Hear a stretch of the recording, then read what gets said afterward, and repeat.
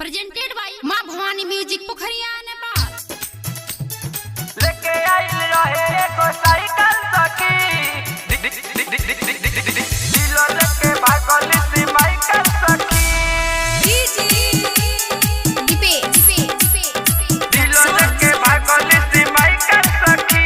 भेटे कर सौरी गाजा रहे पियत हमरा प्यारे में रहे उ त जियत हमरा प्यारे में रहे उ त जियत। भेटे कर सौरी गाजा रहे पियत हमरा प्यारे में रहे उ त जियत। ओके कैसे मनाई बात कैसे बुझाई ओके कैसे मनाई बात कैसे बुझाई रहे नशा में नशाइल सखी। लेके आइल रहे एगो साइकिल सखी दिल लेके भागल सी माइकल सखी। लेके आइल रहे एगो साइकिल सखी दिल लेके भागल सी माइकल सखी दिलो लेके भागल सी माइकल सखी सी माइकल सखी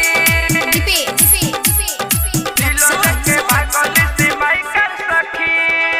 सखी हो हमरा से करे बारा प्यार हो मिले खातिर उतावे बारा बार हो जहे न तय हमर पूछे हाल हो दूसरा से कहे हमर ही माल हो दूसरा से कहे हमर हिया हाँ हाँ सखी हो हमरा से करे बारा प्यार हो मिले खातिर उतावे बारा बार हो जहे न तय हमर पूछे हाल हो दूसरा से कहे हमर ही उमाल हो।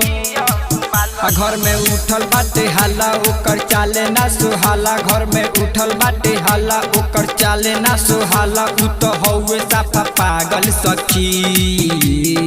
लेके आइल रहे एगो साइकिल सखी दिल लेके भागल सी माइकल सखी।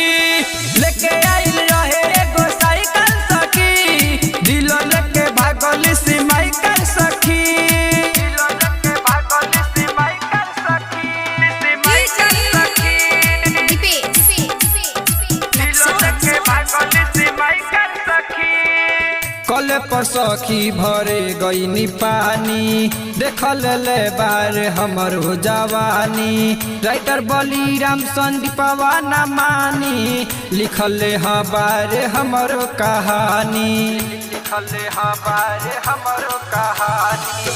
कल पर सखी भरे गईनी पानी देखल ले बार हमर हो जवानी राइटर बलिराम संदीपवा न मानी लिखल बारे हमर कहानी। हमरो कहानी कैले हमरा संगे घाट सखी रोयल आकाश कैले हमरा संगे घाट सखी रोयल आकाश छोड़ले न कौनो लायक सखी।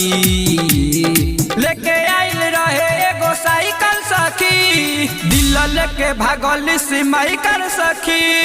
लेके आइल रहे एगो साइकिल सखी दिल लेके भागल सी माइकल सखी। भेटे कोर सौरी गाजा रहे पियत हमरा प्यारे में रहे उ त जियत। ओके कैसे मनाई बात कैसे बुझाई ओके कैसे मनाई बात कैसे बुझाई रहे नशा में नशाइल सखी। लेके आइल रहे एगो साइकिल सखी दिल लेके भागल सी माइकल सखी। लेके आइल रहे एगो साइकिल सखी दिल लेके भागल सी माइकल सखी। रिकॉर्डिंग स्टूडियो मां भवानी म्यूजिक पोखरिया।